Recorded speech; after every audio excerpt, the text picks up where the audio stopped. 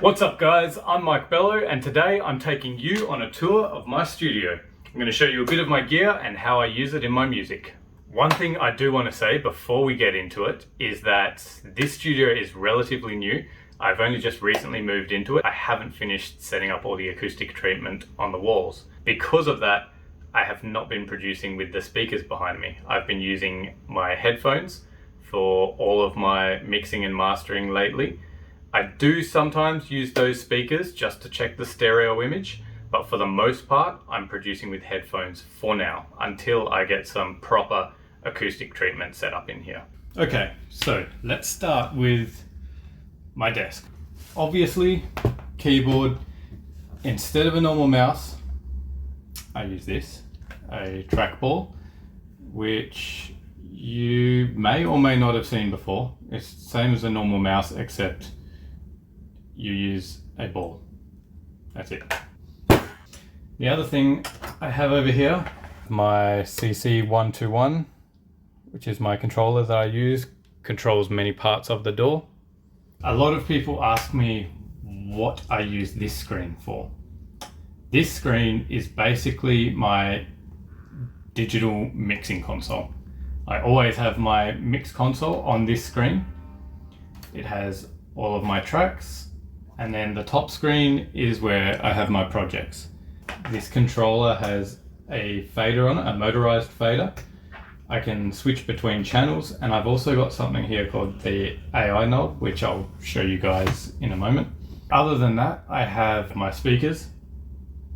The speakers I use are Yamaha HS8. They're nothing special.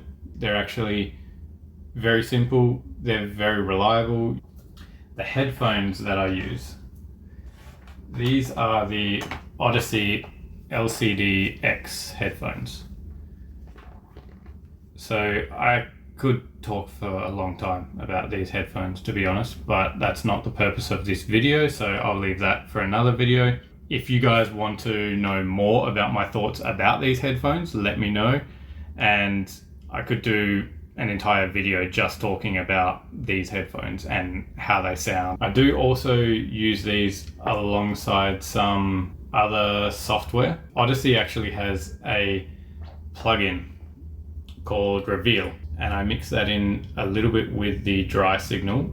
It basically just slightly modifies the EQ curve to make these headphones sound a little bit more like what we would be used to hearing from the EQ curve of speakers. Down here on my desk, the keyboard I use is the Corsair K63, I think it is. It's an RGB keyboard, a mechanical keyboard. To be honest, I just like it. That's why I got it. It feels nice having mechanical keys. There's not much more to it than that. Over here, I have my trackball. This is the Kensington Expert wireless trackball. I used to use a mouse all the time. I got this because I was starting to spend a lot of time in the studio, and I had heard stories about people getting RSI and problems from using a mouse and moving their arms around like this constantly. So I decided to get the trackball and start using this. Apparently it's supposed to be better for your wrist. Another side benefit of this trackball is that it takes up very little space. Like, I mean, I do have enough space to have a mouse here, but it's nice being able to just have my trackball here, not worry about having a big mouse pad. My coffee lives here pretty much. This is the home of my coffee cup, always stays there. So I need enough room for that, of course. I have my keyboard up here. It's nothing special. It's just the M Audio Keystation49. These are very cheap, actually. Over here, I have an audio interface, Roland Quad-Capture. Over here on the right, I have another audio interface. This is more specifically a digital to analog converter. This is what my speakers plug into. This is the RME ADI-2 Pro. My computer connects into the ADI-2. I have the connection which goes out to my speakers and obviously my headphones right here. This converter also allows me to do something which I find very useful.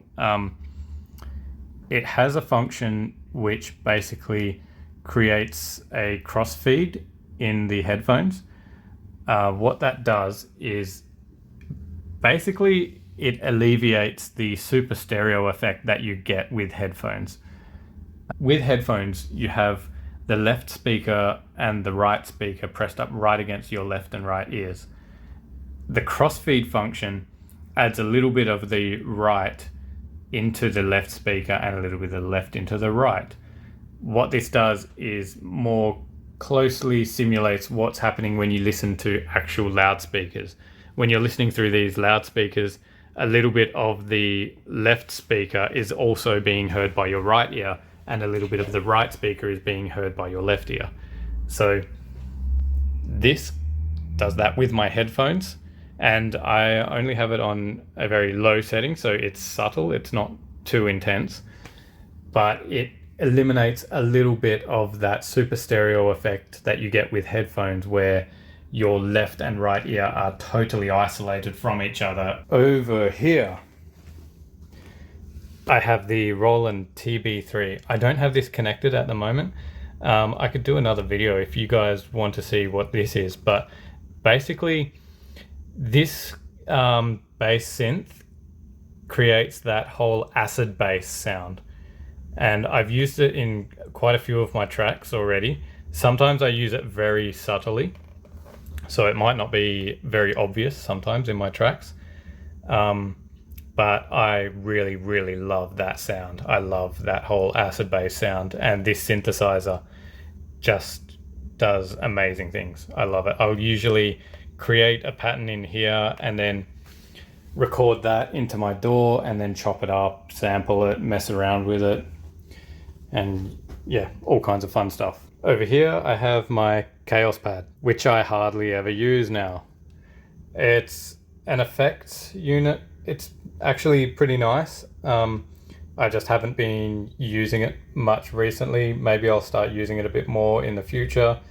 There is actually a lot of really cool things that you can do with it, and something I do want to start doing is I would like to start using this with my DJ decks and start implementing some more effects and samples into my radio shows and my guest mixes. Okay guys, I'm going to show you how I use this bottom screen. So as I mentioned before, this is basically my mix console. Let me just get a better view for you guys. You can see along here I have all of my faders.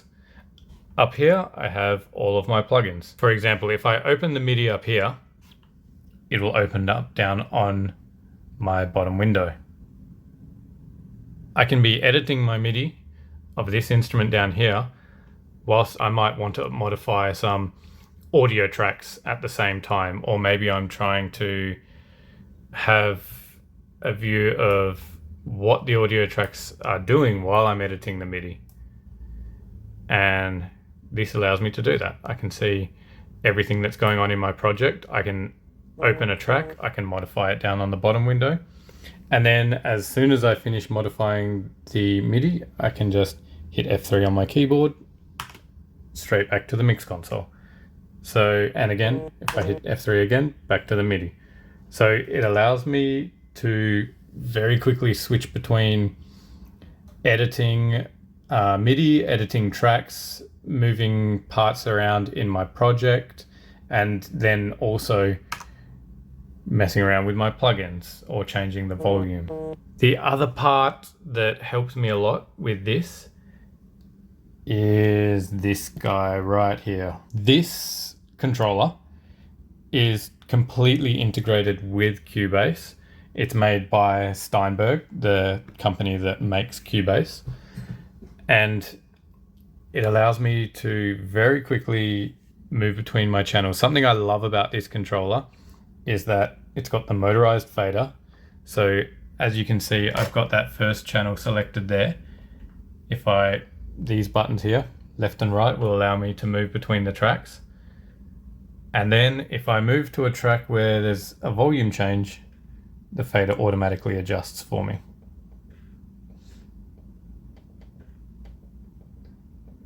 It will also move with any automation changes, which is also really useful. let's say that I want to edit these plucks here.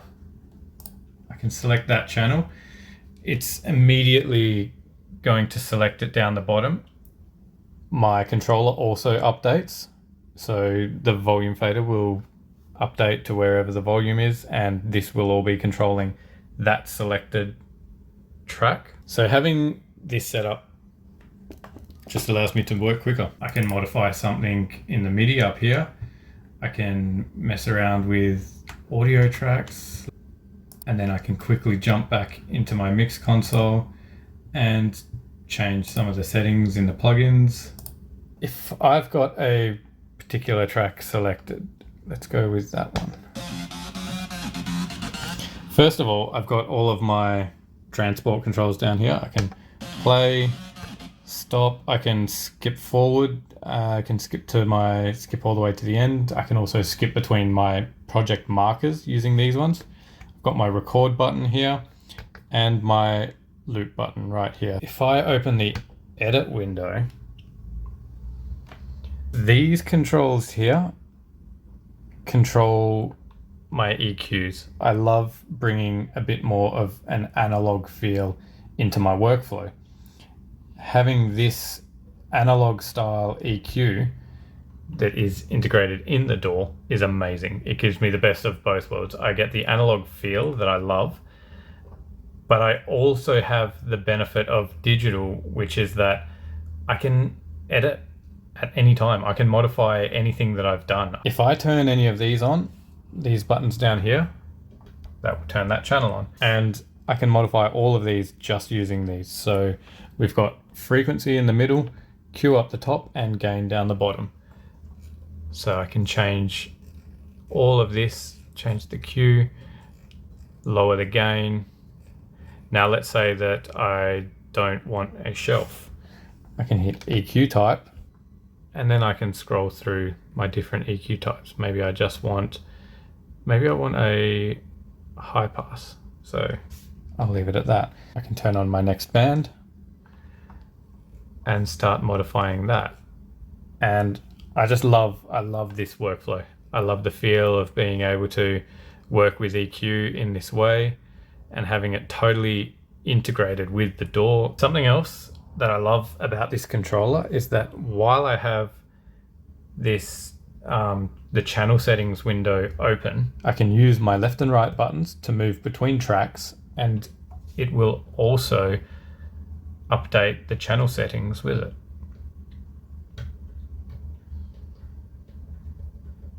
So you can see here, as I'm switching between the tracks, I'm also seeing the different channel settings windows. So let's go with this one because I've got a send on this one. Something else that I can show you guys. If I use these two buttons, now this one's flashing. That means instead of controlling EQ, I'm now controlling my sends. If I press this first button, I can turn that send off. I can turn it on or off. And the gain knob is adjusting the gain of the send.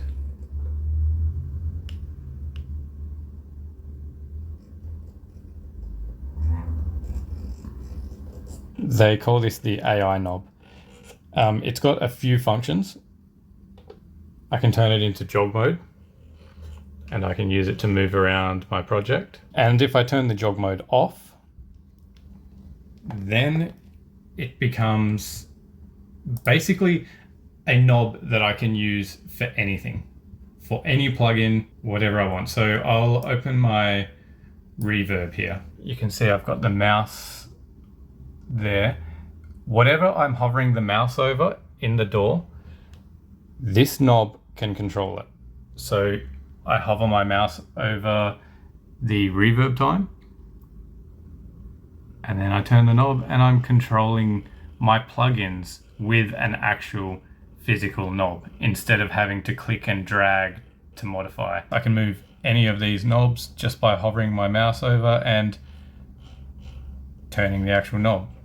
And as you can see, I'm definitely turning the knob. I'm not touching the mouse. You can see that the mouse is staying exactly there.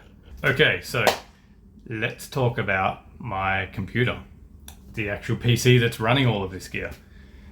If we go down below here, underneath, the processor is an AMD Ryzen 9 3900X. It's a 12-core processor. I have 32 gigabytes of RAM. I have a GTX 1060 graphics card, which barely gets used because I don't do much with graphics. Sometimes that is useful for when I'm doing some video editing, or I do a little bit in After Effects sometimes. And yes, it's got many pretty colors, which is nice. I like all of those pretty colors. Oh no, I need more coffee. Over here behind me, I have my DJ setup. So I've got the DDJ1000 controller. This one needs to be plugged into a PC or laptop, and it uses Rekordbox to play. The reason why I chose this controller is because it has 4 channels, and I like having 4 channels just so I can practice with 4 channels. And yeah, it's great. I also use this for my radio mixes, my guest mixes, and having 4 channels is very useful there. I've got my HD 280 Pro Sennheiser headphones. They're nice headphones. My microphone over here is the Shure SM58. It's a very reliable microphone, very cheap as well. I do all of my vocals at the moment with the SM58. I'm planning to upgrade to a better microphone at some point, but for now, this works fine. It's reliable and it gets the job done. This guy down here, that is the Pod HD 500X. That's a guitar effect unit, which to be honest, I haven't used it for a while. I need to get my guitar out a little bit more, but it's amazing. I can create so many cool effects with that unit. This over here is my tripod. It's just a tripod. Let's not talk much about that. Everyone knows what a tripod is.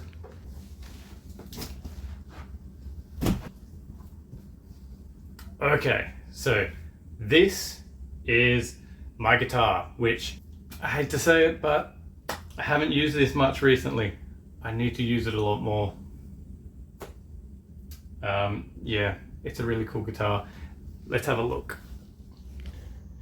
This is the LTD MH417. It's a 7-string guitar. It's got a very nice finish, the whole matte black. I love it. It's a through body neck design. If you guys are into guitars, you'll know what that means. But yeah, I love this guitar. It looks sexy.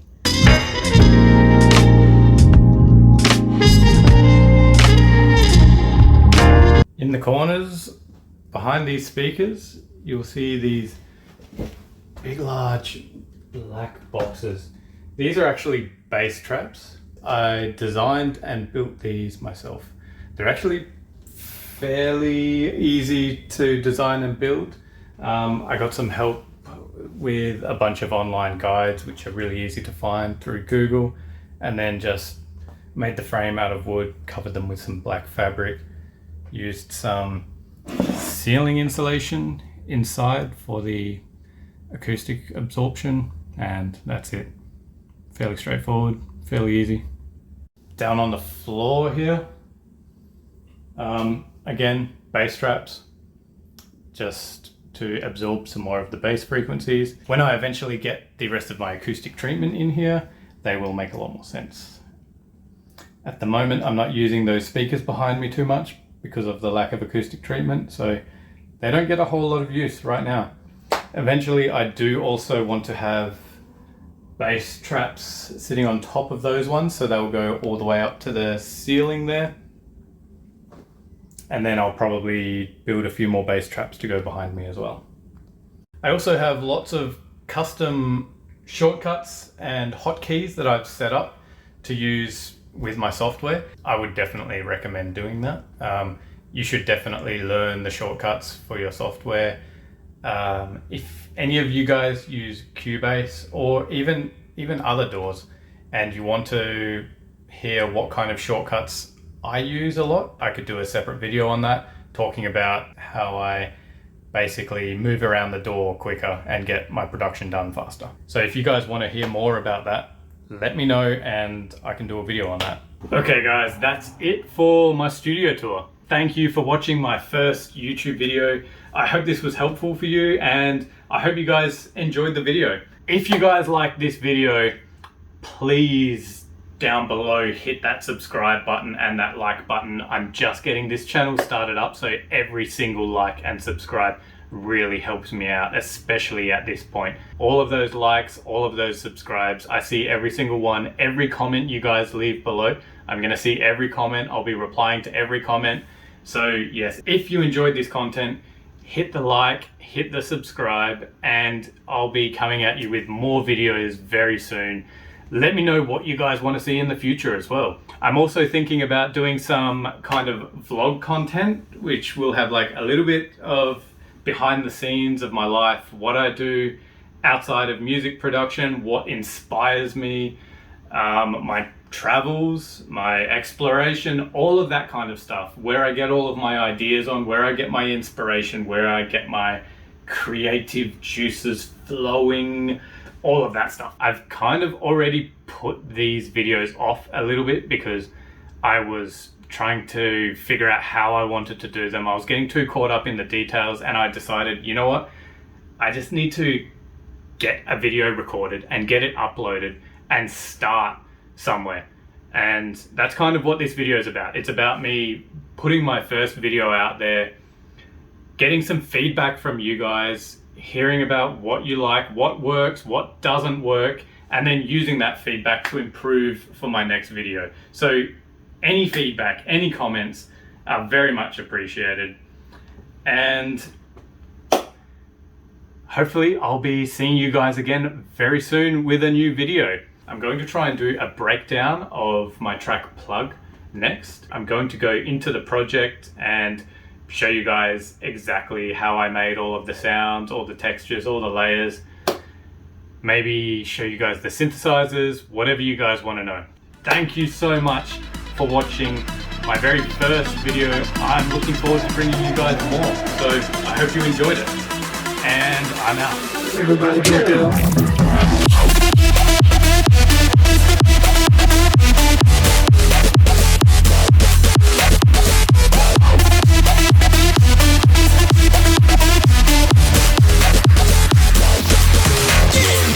I'm Bello, and today I'm going to show you